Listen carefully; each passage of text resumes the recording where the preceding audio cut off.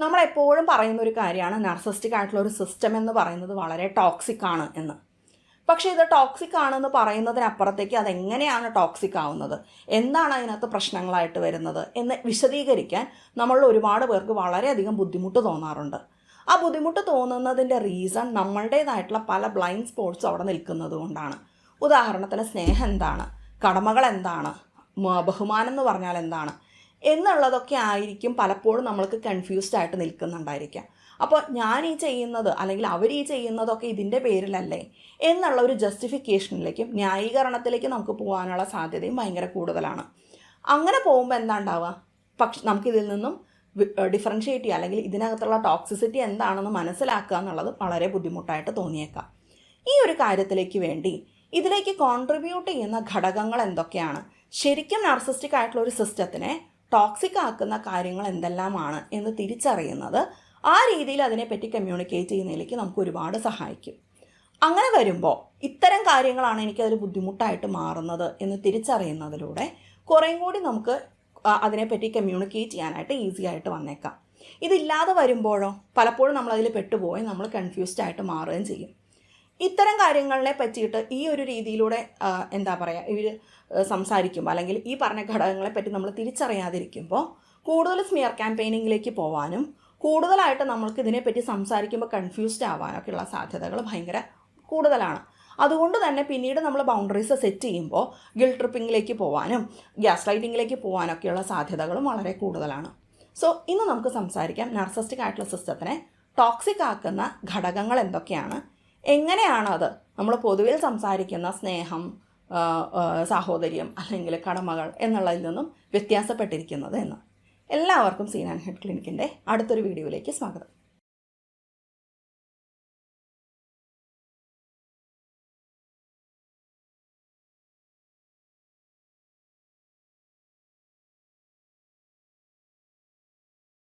Abusive ആയിട്ടുള്ള toxic ആയിട്ടുള്ള family സിസ്റ്റംസിനെ പറ്റി അല്ലെങ്കിൽ അങ്ങനെയുള്ള സിസ്റ്റങ്ങളെ പറ്റിയിട്ടൊന്നും അത്ര തന്നെ ധാരണയില്ല എന്നുള്ളൊരു സമൂഹത്തിലാണ് നമ്മളെല്ലാവരും ജീവിക്കുന്നത്.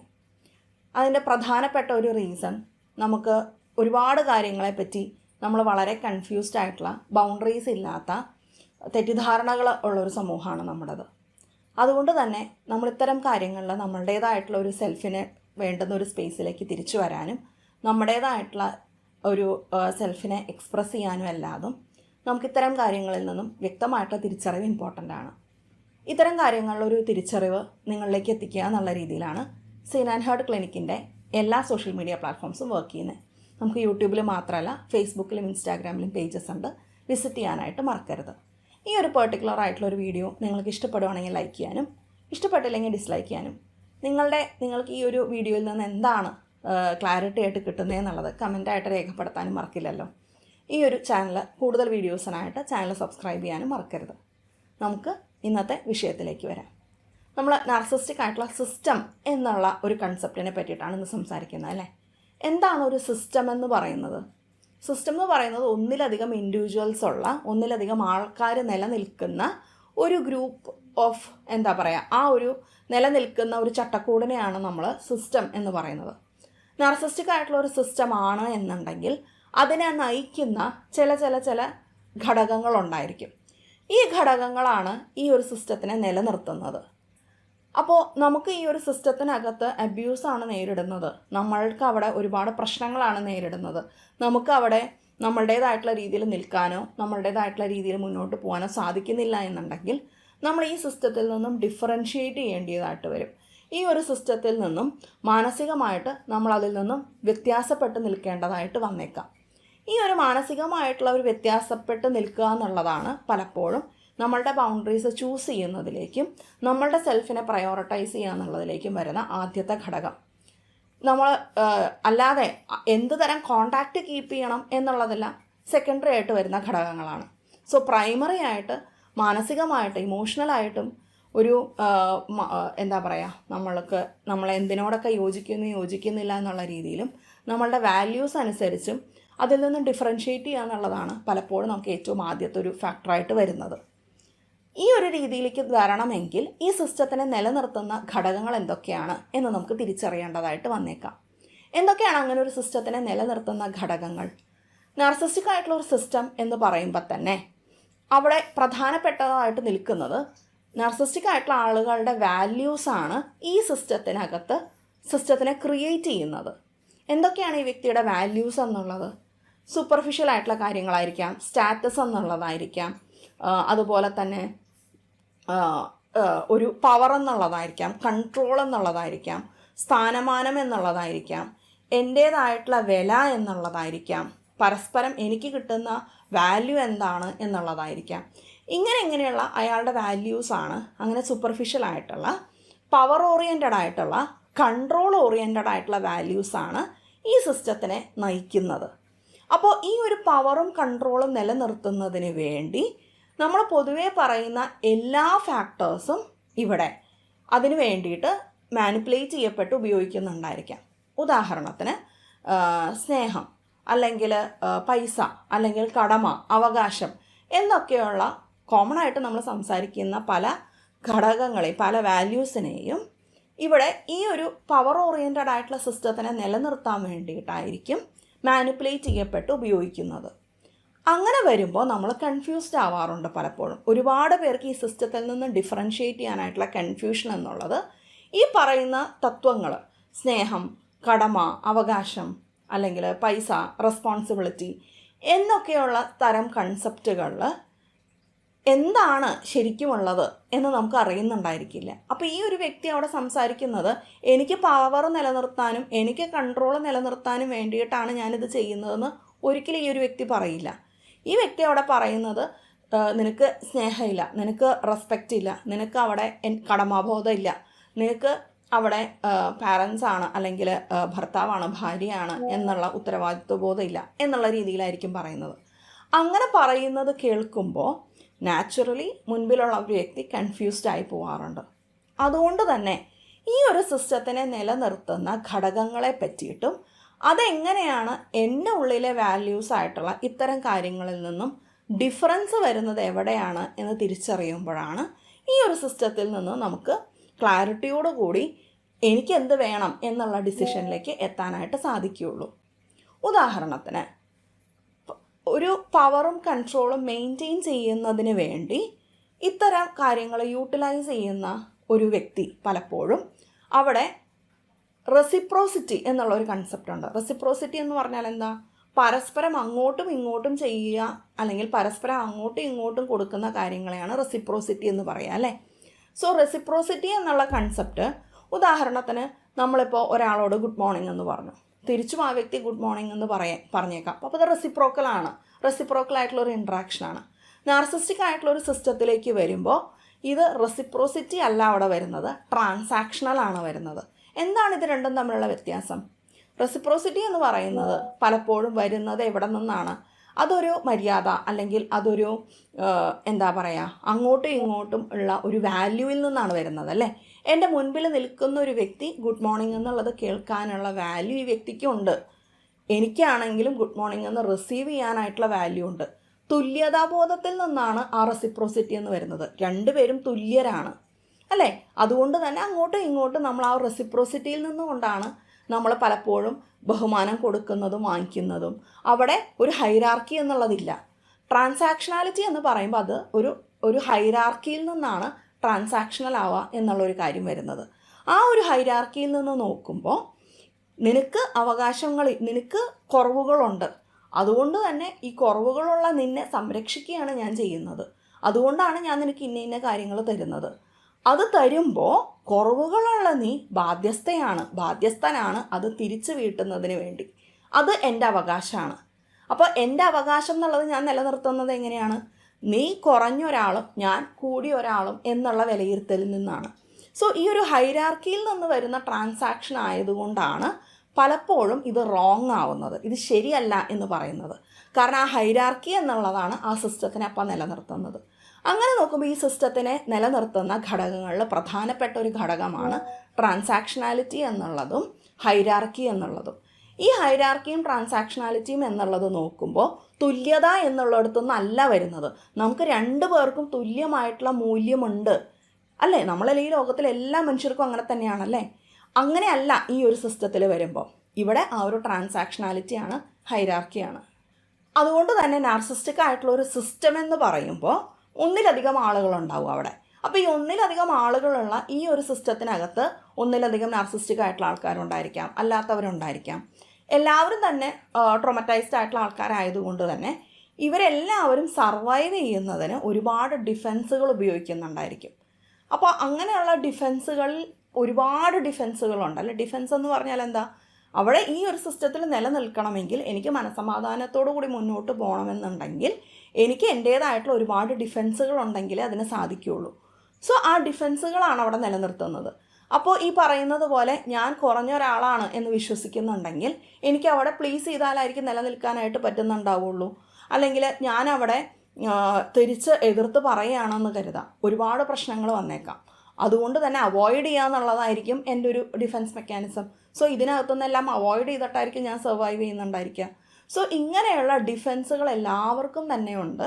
ഒരു നാർസിസ്റ്റിക് ആയിട്ടുള്ള സിസ്റ്റം എടുത്ത് നോക്കുമ്പോൾ എല്ലാവർക്കും അങ്ങനെയുള്ള ഡിഫെൻസ് മെക്കാനിസംസ് ഉണ്ടായിരിക്കും. എല്ലാവർക്കും ഈ പറയുന്നത് പോലെ അവനവൻ സർവൈവ് ചെയ്യുന്നതിന് വേണ്ടി കോംപ്ലിക്കേറ്റഡ് ആയിട്ടുള്ള ഒരുപാട് കാര്യങ്ങളായിരിക്കും അവിടെ നടക്കുന്നുണ്ടായിരിക്കുക. സോ അതിൽ ആദ്യത്തെ നമ്മൾ പറഞ്ഞു ട്രാൻസാക്ഷണലാണ്, ഹൈറാർക്കി ഉണ്ട് എന്ന്. രണ്ടാമതായിട്ട് അവിടെ നിൽക്കുന്ന ഒരു കാര്യം അവിടെ വരുന്ന വാലിഡേഷനാണ്. അതായത് ഈ പറയുന്ന ട്രാൻസാക്ഷണലായിട്ട് നിൽക്കുമ്പോൾ, ഹൈറാർക്കിയിൽ നിൽക്കുമ്പോൾ ഈ പറയുന്ന നാർസിസ്റ്റിക് ആയിട്ടുള്ള ആൾക്കാരെ സംബന്ധിച്ചിടത്തോളം അവർക്ക് വാലിഡേഷൻ എന്നുള്ളതാണ് അവരുടെ ജീവശ്വാസം.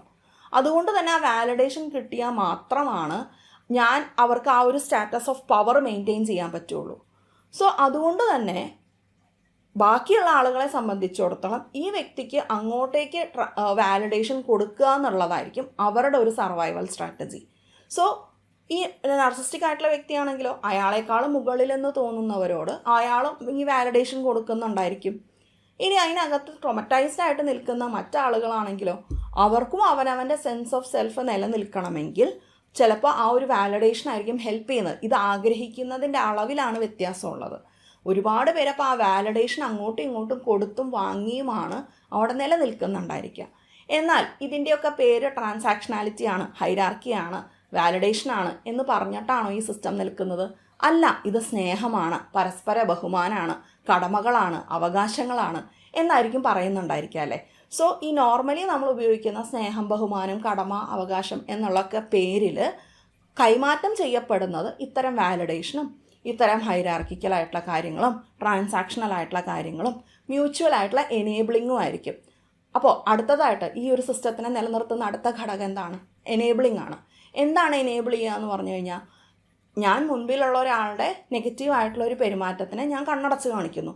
എന്തുകൊണ്ടാണ് ഞാനതിനെ കണ്ണടച്ച് വിടുന്നത്? കാരണം ആ വ്യക്തിയെ എനേബിൾ ചെയ്യുമ്പോഴാണ് അവർക്ക് നിലനിൽക്കാനായിട്ട് സാധിക്കുന്നുണ്ടായിരിക്കുക. അതുപോലെ തന്നെ അവർ നിലനിന്നാലാണ് എനിക്കും നിലനിൽക്കാനായിട്ട് സാധിക്കുക. അപ്പോൾ ഞാൻ അവിടെ നിൽക്കുന്നത് എൻ്റെ വാല്യൂ എന്നുള്ളതിലല്ല. ഞാൻ ഈ ഒരു പ്രവൃത്തി എന്ന് പറയുന്നത് ആരെന്ത് ചെയ്താലും ഈ പ്രവൃത്തി എനിക്ക് ഓക്കെ ആണോ അല്ലയോ എന്നല്ല അവിടെ നിൽക്കുന്നത്. അവിടെ നിൽക്കുന്നത് എൻ്റെ നിലനിൽപ്പിന് വേണ്ടി ഞാൻ ഇന്ന കാര്യങ്ങളെ എനേബിൾ ചെയ്യട്ടെ. എൻ്റെ നിലനിൽപ്പിന് വേണ്ടിയിട്ട് ഞാൻ ഇന്ന കാര്യങ്ങൾ ഞാൻ ചെയ്യുമ്പോഴും മറ്റുള്ളവരെ എനേബിൾ ചെയ്യട്ടെ. പേരെന്താണ്? സ്നേഹം, കടമ, അവകാശം, റെസ്പെക്റ്റ് ഒക്കെയാണ്. സോ എനേബിൾ ചെയ്യുന്നതിലൂടെയാണ് ആ സിസ്റ്റം നിലനിൽക്കുന്നുണ്ടാവുക. സോ എനേബിളിങ്ങിൻ്റെ ഡിഫറൻസ് എന്താണ് അവിടെ? എനേബിളിംഗ് എന്ന് പറയുമ്പോൾ ഞാൻ നേരത്തെ പറഞ്ഞതുപോലെ എൻ്റെ വാല്യൂസിൽ നിന്നല്ല എനേബിളിംഗ് വരുന്നത്. അവിടെ എൻ്റെ വാല്യൂ അനുസരിച്ച് ഞാനിങ്ങനെ ചെയ്യുന്നത് ശരിയാണോ, അല്ലെങ്കിൽ ഒരു വ്യക്തി ഇങ്ങനെ ചെയ്യുകയാണെങ്കിൽ ഞാൻ അവിടെ അതിനോട് യോജിക്കുന്നുണ്ടോ ഇല്ലയോ എന്നുള്ളതാണ് നമ്മളുടെ വാല്യൂവിൽ നിന്ന് വരുന്നത്. എനേബിളിംഗ് എന്നുള്ളത് ഒരിക്കലും വാല്യൂവിൽ നിന്നല്ല, നിലനിൽപ്പിൽ നിന്നാണ് വരുന്നത്. അപ്പോൾ അവിടെ എനിക്ക് നിലനിൽക്കണമെങ്കിൽ, എനിക്ക് വാലിഡേഷൻ കിട്ടണമെങ്കിൽ, എനിക്ക് ഈ പറയുന്ന പോലെ എന്തെങ്കിലും എനിക്കൊരു സപ്ലൈ കിട്ടണമെന്നുണ്ടെങ്കിൽ ഞാനതിനെ എനേബിൾ ചെയ്തേ പറ്റുള്ളൂ. അപ്പോൾ പലപ്പോഴും എനേബിൾ ചെയ്യുന്നതിൻ്റെ ലക്ഷ്യങ്ങൾ എന്തൊക്കെയാണ്? സർവൈവലായിരിക്കാം, അവിടെ ഈ പറയുന്നത് പോലെ വാലിഡേഷൻ കിട്ടുക എന്നുള്ളതായിരിക്കാം, സപ്ലൈ കൊടുക്കുക എന്നുള്ളതായിരിക്കാം. സോ ഇങ്ങനെയുള്ള രീതിയിലാണ് എനേബിളിംഗ് എന്നുള്ളത് നിൽക്കുന്നുണ്ടാവാം. സോ ഈ ഒരു സിസ്റ്റത്തിനകത്ത് നിൽക്കുമ്പോൾ ഇത്തരം ഘടകങ്ങളെല്ലാം തന്നെ അതിലേക്ക് കോൺട്രിബ്യൂട്ട് ചെയ്യുന്നുണ്ട്. അപ്പോൾ പരസ്പരമുള്ള മ്യൂച്വൽ എനേബിളിംഗ് ഉണ്ട്, ട്രാൻസാക്ഷനാലിറ്റി ഉണ്ട്, ഹൈറാർക്കിക്കലായിട്ടുള്ള കാര്യങ്ങളുണ്ട്, വാലിഡേഷൻ കൊടുക്കുക വാങ്ങിക്കുക എന്നുള്ളതുണ്ട്, സപ്ലൈ കൊടുക്കുക വാങ്ങിക്കുക എന്നുള്ളതുണ്ട്.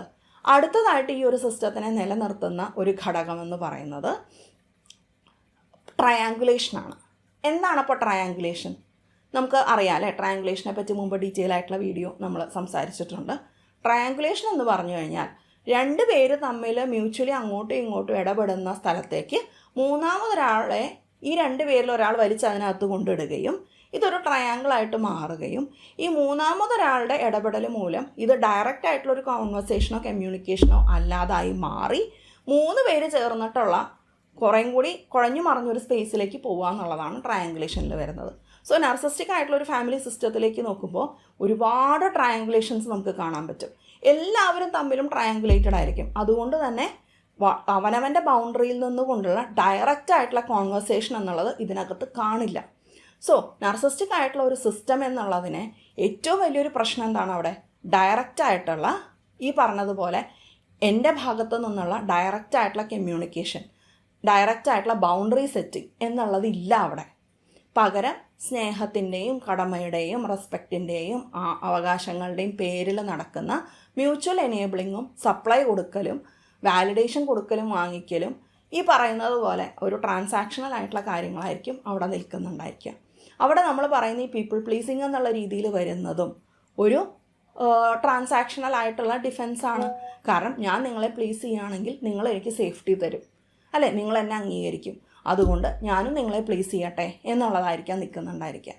സോ അതുകൊണ്ട് തന്നെ ഈ ഒരു സിസ്റ്റത്തിൽ നിന്ന് നിൽക്കുന്നിടത്തോളം കാലം ഈ ഒരു കാര്യങ്ങളിനകത്ത് നമുക്ക് അവിടെ ബൗണ്ടറി കീപ്പ് ചെയ്യാനൊക്കെ ഡിഫിക്കൽട്ടി തോന്നിയേക്കാം.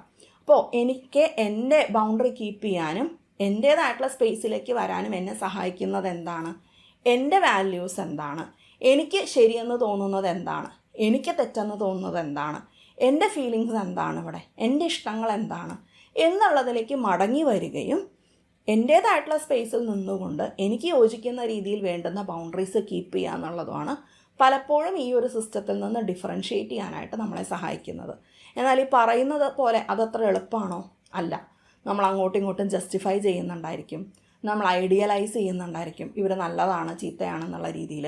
ഇവരുടേതായിട്ടുള്ള പല വാല്യൂസും അല്ലെങ്കിൽ ഇവരുടെ പല ഐഡിയാസും ഇവരുടെ കൊണ്ട് നടക്കുന്ന പല ഐഡിയോളജികളും നമ്മളും അറിയാതെ സ്വീകരിച്ചിട്ടുണ്ടായിരിക്കാം. അപ്പോൾ നമുക്കതൊക്കെ സത്യമായിട്ടായിരിക്കും തോന്നുന്നുണ്ടായിരിക്കാം. മേ ബി നമ്മളതിനൊക്കെ ചോദ്യം ചെയ്തു തുടങ്ങേണ്ടി വരും. നമുക്ക് അവിടെ ഇതൊക്കെ ശരിയാണോ, ഇതിനകത്ത് എന്താണ് പ്രശ്നം എന്നുള്ളത് നമ്മളും ചിന്തിച്ചു തുടങ്ങേണ്ടതായിട്ട് വരും. അപ്പോഴാണ് പലപ്പോഴും നമുക്ക് അസേർട്ടീവായിട്ടുള്ള നമ്മുടെ സ്പേസിലേക്ക് വന്നുകൊണ്ടുള്ള ബൗണ്ടറീസ് കീപ്പ് ചെയ്യാനായിട്ട് സാധിക്കുകയുള്ളൂ. ആ ഒരു ജേണി എന്ന് പറയുന്നത് അത്ര എളുപ്പമല്ല, ഒരുപാട് ദൂരം മുന്നോട്ട് പോവേണ്ടുന്ന ഒരു ജേണിയാണ്. എല്ലാവർക്കും അങ്ങനൊരു ജേണിയിലൂടെ യാത്ര തുടങ്ങാനും അതിൽ മുന്നോട്ട് പോകാനും സാധിക്കട്ടെ എന്നാശംസിക്കുന്നു. നമ്മുടെ സീൻ ആൻഡ് ഹെയർ ക്ലിനിക്കിൻ്റെ വർക്ക്ഷോപ്സ് ആയിട്ടുള്ള ലെറ്റ്സ് ഡിഫറൻഷ്യേറ്റും സ്പീക്കപ്പ് വർക്ക്ഷോപ്പും ഈ പറഞ്ഞ കാര്യത്തിലേക്ക് നിങ്ങളെ ഒരുപാട് സഹായിക്കുന്നതാണ്. സോ എല്ലാവർക്കും അങ്ങനെ മുന്നോട്ട് പോയി ഡിഫറൻഷ്യേറ്റ് ചെയ്ത് അവനവൻ്റേതായിട്ടുള്ള ബൗണ്ടറീസിൽ നിൽക്കാനും അവനവൻ്റെ സെൽഫിനെ ഡിസ്കവർ ചെയ്യാനും അതിൽ നിൽക്കാനും സാധിക്കട്ടെ എന്ന് ആശംസിക്കുന്നു. ഇനി അടുത്തൊരു ദിവസം അടുത്തൊരു വീഡിയോയിലൂടെ കാണുന്നവരെ എല്ലാവർക്കും നന്ദി, നമസ്കാരം.